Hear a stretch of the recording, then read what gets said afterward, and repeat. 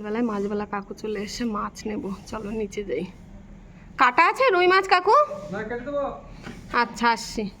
খয়রা মাছ, রুই মাছ, আর এটা পার্শে ছোটটা, তাই তো? হ্যাঁ, ছোটটা নিয়েছিলে, ফেটে গেছিল, এটা তো ফাটবে না।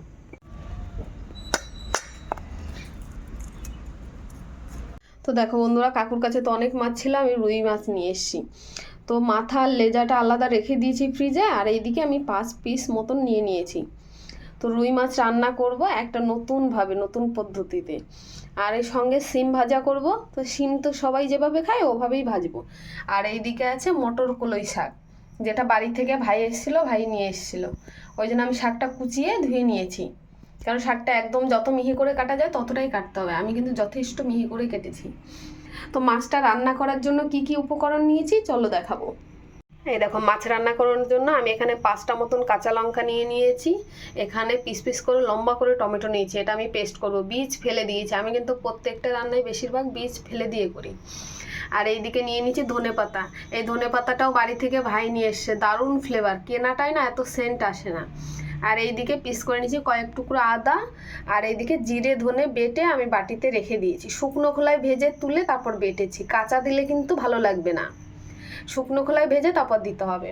আর এইদিকে পিস করে টমেটো নিয়েছি ছোট ছোট করে, ঝোলের ওপরে দেবো বলে। আর ওই দিকেরটা আমি পেস্ট করব। আর এই দিকের বাটিটা ফাঁকা রেখেছি। তো এখানে মাছের ঝোলে যেটা সব থেকে বেশি লাগবে সেটাই আমি রেডি করব। তো চলো আমি একটু ছাদে যাব, আমার টবে হয়েছে। দেখো বন্ধুরা, আমি ছাদে চলে এসেছি। ছাদ থেকে আমি কি নেবো, এই দেখো পেঁয়াজের যে পাতাগুলো ওইগুলো আমার দিতে হবে। আমি 2টো মতন না পেঁয়াজও তুলে নেব, দেখবো নিচে কেমন বেশ হয়েছে। তো দিয়ে আরও আছে ওই দিকটায়, দেখি কেমন হয়েছে। চলো, এই দেখো এই দিকেও বেশ গাছপালা সব লাগানো আছে। বিকেলবেলায় ভালো করে তোমাদের সঙ্গে ভিডিওটা শেয়ার করব। এখন দিয়ে রান্না আছে, তাড়াহুড়ো আছে, ছেলে স্কুলে যাব আনতে ছেলেকে। এই দেখো এই দিক থেকে তুলে নেব, দেখবো কেমন হয়েছে। এই পেঁয়াজগুলোই কিন্তু লাগবে এখন না, এই পেঁয়াজগুলো বেশ বাজারে কিনতেও পাওয়া যাচ্ছে। এই দেখো আমি একটা মতন তুলে নিয়েছি। এই পেঁয়াজ আর এই পেঁয়াজ পাতা সমেত দেবো। এই যে গোড়াটা দেখতে পাচ্ছ, আমি কালকের ভিডিওতে দেখিয়েছি, এইগুলো নিয়ে গিয়ে পিকনিকে রান্না করেছিলাম জানো। এইদিকে একটা দেখবো তুলে, কি মায়া লাগছে টব থেকে তুলতে জানো। তাই দেখো ছোট ছোট সবে হয়েছে। আমি 2টো মতন পেঁয়াজ তুলে নিয়েছি, এবার শুধু পেঁয়াজ পাতা নেব কিছুটা। ওই টবে বেশ হয়েছে, ওই টব থেকেই নেবো। চলো, এইখান থেকে আমি বেছে বেছে গোড়ার দিক থেকে যেই পাতাগুলো বেশ ভেঙে ভেঙে গেছে সেইগুলো নেব, কারণ সোজা হয়ে আছে ওইগুলো বেশ থাকবে কিছুদিন। যেগুলো ভেঙে গেছে সেইগুলো একটু বেছে বেছে তুলে নিলে বেশ ভালো হবে। এই দেখো বেশ অনেকটা নিয়ে নিয়েছি। এবার দিয়ে চলো ঘরে গিয়ে তোমাদের দেখাবো কি কি নিয়েছি। এই দেখো আমি বেশ নিয়ে নিয়েছি, দেখতে পাচ্ছ। এবার ঘরে গিয়ে ধুয়ে বেশ পরিষ্কার করবো। চলো, এই দেখো বন্ধুরা, পেঁয়াজ এখনও সেভাবে হয়নি। ওপরে বেশ গোল মতন দেখা যাচ্ছিল না, সেটা ছিল আমার আগের যে গোল পেঁয়াজ লাগানো হয়েছিল সেটা। ওপরে খোলসটা যে খুলে ফেলেছে, এই যে লম্বা মতন সবে হচ্ছিল, এখনও বড় হয়নি সেভাবে। আর এই যে পেঁয়াজ পাতাগুলো সব ধুয়ে পরিষ্কার করে নিয়েছি, এবার দিয়ে আমি সব কুচিয়ে নেব। দেখো রান্নার সব উপকরণ আমার রেডি হয়ে গেছে। এই ছিল আজকের উপকরণ। কিন্তু এবার যেটা করতে হবে, মাছে লবণ হলুদ মাখিয়ে নিতে হবে। এবার মাছে ওপর থেকেই যে পরিমাণ মতন লবণ দিয়ে দেবো, ছড়িয়ে ছড়িয়ে সব মাছের ওপরেই দিয়ে দেবো বেশ। এবার দিয়ে দেবো হলুদ, খুব সুন্দর করে একটু মেখে রেখে দেবো যাতে মাছের গায়ে লবণ হলুদটা ঢোকে, সেই জন্য সুন্দর করে লবণ হলুদ মাখিয়ে নিয়েছি। এবার রেখে দেবো এইভাবে। এবার দিয়ে বাকি কাজটা করে নেবো। এবার দিয়ে বাটির মধ্যে এই যে দিয়ে দেবো কাঁচা লঙ্কা, আর এই যে লম্বা লম্বা করে পিস করে রেখেছিলাম টমেটো, আর দিয়ে দেবো আদা। এই 3টে আমি খুব সুন্দর করে পেস্ট করে নেবো, একদম মিহি মিহি করে পেস্ট করতে হবে যাতে কোনো বীজ দানা কিছু না থাকে লঙ্কা বা টমেটো। এইদিকে আমি মটর কলই শাক রান্না করার জন্য এই যে কড়াইয়ে পরিমাণ মতন তেল দিয়ে নেব। আমি এই রান্নাটা দেখাচ্ছি কারণ এটা আমি মাছ দিয়ে করব শাকটা, অনেকেই হয়তো জানে না, সেই জন্য আমাদের গ্রামের বাড়িতে এরকম রান্না হয় প্রায়। শিম ভাজাটা আমি সেভাবে দেখাচ্ছি না, কারণ আমি লবণ হলুদ আর কালো জিরে ফোড়নে শিমটা আমি ভেজে নিচ্ছি। এবার এই যে শাক রান্না করার জন্য তেল গরম হয়ে গেছে, এই যে ফোড়নে দিয়ে দিচ্ছি কুচিয়ে শুকনো লঙ্কা আর কালো জিরে। শুকনো লঙ্কা আর কালো জিরে শাকে না দেওয়া হয় তাহলে শাকের যে ফ্লেভার সেটা পাওয়াই যাবে না। এই দুটো দিতেই হবে, যে কোনো শাক রান্নায় ফোড়নে এটা দিতে হবে। যে আমি শাকের যে ঘন্ট করব তার জন্য মেন হচ্ছে এই যে ছোট মাছ, সেই চুনো মাছগুলো আমি নিয়ে নিয়েছি। এবার দিয়ে ফোড়নের মধ্যে এই চুনো মাছটা আমি দিয়ে দেবো। এটা খুব সুন্দর ভাজা হয়েছে। এবারে যে চুনো মাছটা দিয়ে একটু ভেজে নেবো। এই যে চুনো মাছটা বেশ লাল লাল করে ভাজা হয়ে গেছে। এবার আমি কি করব, এর মধ্যে এবার মাছ ভাজার মধ্যেই দিতে হবে। মাছ ভাজার মধ্যে থেতো করে রাখা আদা, যাতে মাছের মধ্যেও আদার ফ্লেভারটা যায়, সেই জন্য এখনই দিতে হবে। এই যে আদা দিয়ে মাছটা ভেজে নিয়েছি। এবার দিয়ে এর মধ্যে আমি শাকটা দিয়ে দেবো। এবার শাকটা দেওয়া হয়ে গেছে, শাকটা নুন দিয়ে নেড়ে দেবো। শাকটা কড়াইতে দেওয়াতেই কতটুকু হয়ে গেল, একটা নাড়া দিতেই। এবার দিয়ে দেবো পরিমাণ মতন লবণ।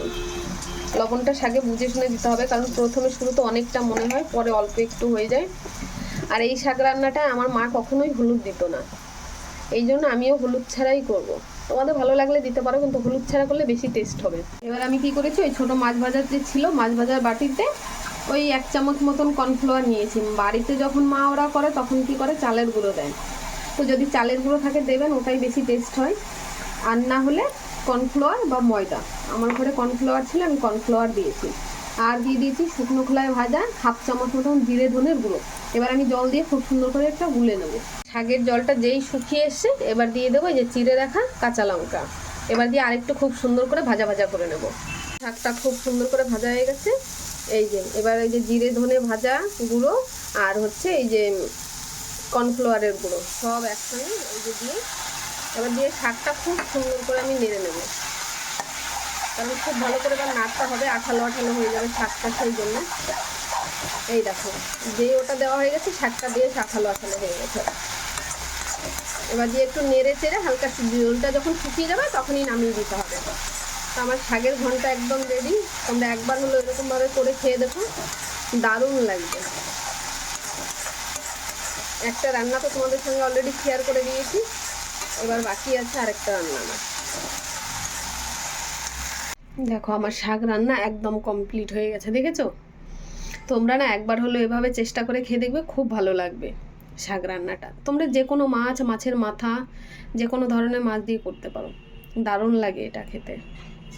তো চলো আমি এখন যাব ছেলেকে স্কুলে আনতে, ছেলেকে নিয়ে আসি, তারপরে দিয়ে রুই মাছটা রান্না তোমাদের সঙ্গে আবার শেয়ার করবো। চলো।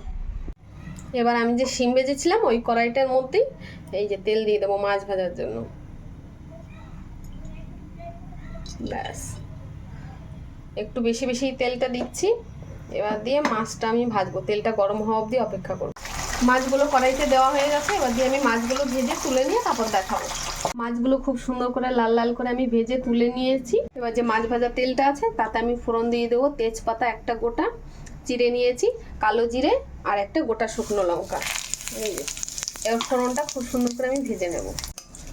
এই যে ফোড়নটা এরকম নাড়িয়ে নাড়িয়ে ভেজে নিয়েছি, শুকনো লঙ্কার কালারও চেঞ্জ হয়ে গেছে, ফোড়নটা বেশ ভাজা হয়ে গেছে। এবার আমি এই যে দিয়ে দেবো পেস্ট করে রাখা মশলা, খুব সুন্দর করে পেস্ট করেছি, টমেটো, কাঁচা লঙ্কা আর আদা, এই তিনটে। এবার আমি এই যে তেলের ওপরে দিয়ে দেবো। একটু লেগে রয়েছে, এইটুকু ধুয়ে একটু জল দিয়ে তারপর কষাবো। এবার মশলার মধ্যে দিয়ে দেবো পরিমাণ মতন লবণ, এবার দিয়ে দেবো পরিমাণ মতন হলুদ। এবার দিয়ে আরও সুন্দর করে কষাবো।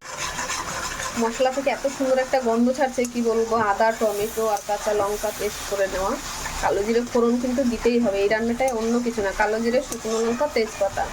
মশলা থেকে আমার খুব সুন্দর তেল ছেড়ে গেছে। এবার দিয়ে আমি বাকি জিনিসগুলো দিয়ে দেবো। এবার দিয়ে দেবো পেঁয়াজ পাতা। এবার দিয়ে দেবো বাকি যে টমেটোগুলো ছিল সেই টমেটোগুলো। এবার দিয়ে আরেকটু খুব সুন্দর করে আমি কষে নেব। এবার সব কিছু ভালো করে কষানো হয়ে গেছে। এবার সব ধরনের, যেহেতু টমেটোটা একটু বেশি আছে, পেঁয়াজ পাতা আছে, সব ধরনের স্বাদটা ব্যালেন্স করার জন্য আমি একটু হালকা করে একটু চিনি দিয়ে দিচ্ছি, আর কালারটাও বেশ দারুণ আসবে সেই জন্য। এবার দিয়ে কষানো প্রায় হয়ে গেছে। এবার দিয়ে দেবো গরম ফুটন্ত গরম জল। এবার দিয়ে দেবো এই যে ফুটন্ত গরম জল পরিমাণ মতন। এটার ঝোলটা কিন্তু অত গাঢ় গাঢ় হবে না, এটার ঝোলটা কিন্তু একটু পাতলা পাতলা হবে, তবে খেতে টেস্ট হবে। গাঢ় করলে অত টেস্ট লাগবে না। ঝোলটা খুব সুন্দর ফুটে গেছে।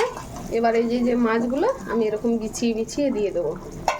একটার ওপরে একটা দিলে ভেঙে যেতে পারে, ওই জন্য সব সাইডে সাইডে আলাদা আলাদা জায়গা করে করে দিয়ে দেবো। এবার দিয়ে মাছ দেওয়ার পর আরেকটু ফুটুক। এবার আমার মাছের ঝোল একদম সুন্দরভাবে ফুটে গেছে। এই যে জিরে ধনে বাটা, এই যে শুকনো খোলায় বেটে রেখেছি, এই যে পুরো দিয়ে দিয়েছি বাটাটা। ঝোল একদম কমপ্লিট। এবার দিয়ে দেবো এই যে ওপর থেকে ছড়িয়ে কোচানো ধনে পাতা লাস্ট। এরপর আর সেরকম কিছুই দেওয়ার নেই। এবার দিয়ে একটু ফুটিয়ে নামিয়ে আমি সার্ভ করে তারপর তোমাদের দেখাচ্ছি। দাঁড়াও, আমার মাছের ঝোল রান্না একদম কমপ্লিট হয়ে গেছে।